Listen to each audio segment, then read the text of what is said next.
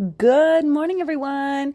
Lisa Freed here. You are listening to Before My Morning Coffee on Rebel Hearted. And this morning, I'm super excited to be here and talking with you about what we're feeding our minds. What we're feeding our minds. And is it fear or is it faith? How much time are we spending really fueling our minds for our dreams, our successes? Are we being purposeful, intentional with what we are fueling our minds? And I love this question that it comes to mind. And usually when things like this come up for me, it means that I haven't been being as intentional as I would like. Now, here's what brought this to top of mind this morning. I was reading my book. Shocker, I know. And you're right. I still can't tell you the title of it. I was doing some Bible study, and it's March 1st, which means it's a brand new month, clear slate. In fact, where I live, we have so much snow everywhere that it legit looks like a clean slate. How fun is that? And I was thinking, okay, well, what are some of my goals in March 1st? Or what is it that I want to tidy up and tighten up or tone for March? Because March comes in like a lion and out like a lamb. It's typically a transitional month. We are tying up the first quarter of the year and transitioning into the second quarter of the year through March. Right? It's like a gateway. And I was thinking, I'd really like to tighten up my nutrition and my water consumption as I go through March. And one of the practices that I used to do that I found really, really helpful when I would practice for a few weeks at a time would be before I consumed anything food-wise, I would ask myself, what am I feeling in this moment? And I would just jot it down. What am I feeling in this moment? And I would jot it down with what I ate.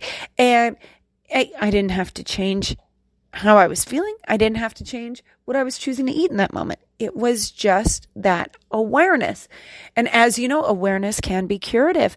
So when I would realize, I'm feeling kind of crappy right now, and that happens to tie into my food choices. My food choices are also crappy. Wait, whoa, what? Huh?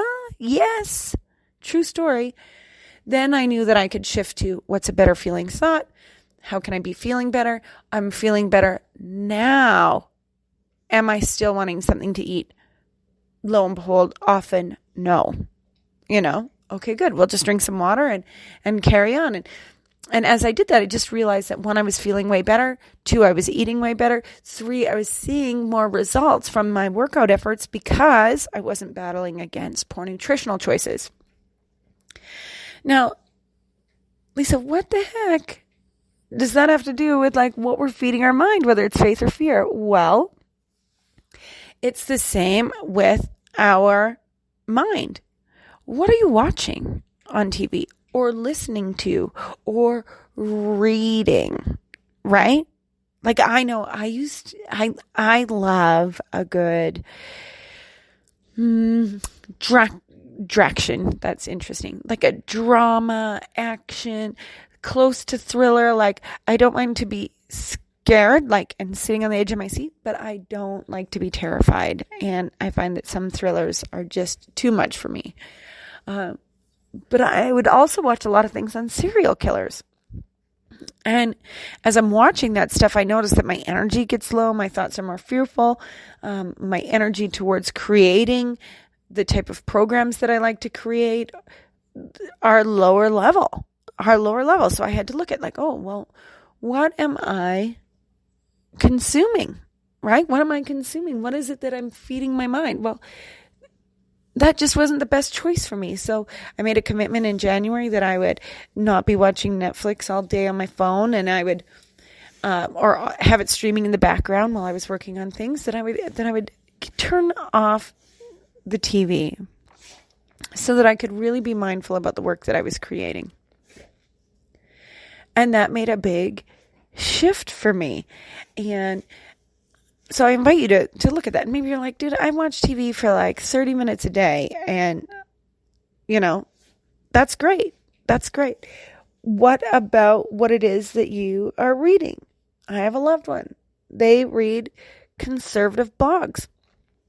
They read Republican blogs. They read, and I don't care what side of the political spectrum that you fall on. If you're only reading about politics all day in and all day out, that you're not going to be very energetic. You're going to be in a fear state, because that's what politics is. It feeds on our fear responses, right? It motivates through fear, no matter what side of the spectrum you fall on. So is what you're reading nourishing you, or is it doing the opposite? I'm super grateful. We're back to using the library. I've changed up some patterns with myself, and then it looks like at 8:30, I no longer consume social media after 8:30, and I'm reading a book that I'm loving, right? And that's exciting to me, and it means I'm reading a book a week, because in those last 30 minutes before I go to sleep or whatever, I'm able to plow through a bunch of work, or a bunch of material that feels really good, that inspires me, that gets my brain thinking. Now, the other practice that I want to bring into March that I want to nourish my brain with, and I was talking about this in my Client Creation Challenge, and in a couple of other areas of my life, is what is it that I am doing to really be able to visualize what it is that I want? How honest am I being in what my deepest desires are? And am I only seeing what I believe is possible or probable, or am I playing in that pure potentiality? So visualization is going to be my practice in March, and you'll hear me talking about it more and more and more as we go through this month of March, because it's really about what is it that I'm feeding my mind? What am I consuming? And I invite you to do the same. Just have a look. I'm going to set aside some time. I'm going to build each week to the amount of time I spend each day visualizing, and visualizing for me is different than meditation. So I'm going to start with 5 minutes. 5 minutes for the first week of March every day, just visualizing those things that I deeply desire and wish to create, what my core desires are. Thank you for listening to this, to before my morning coffee rambles. I wish you a day as absolutely beautiful as you, and I trust that March is going to treat you with such goodness. I will be back again tomorrow. Bye for now, everyone. Sending you so much love from my rebel heart to yours.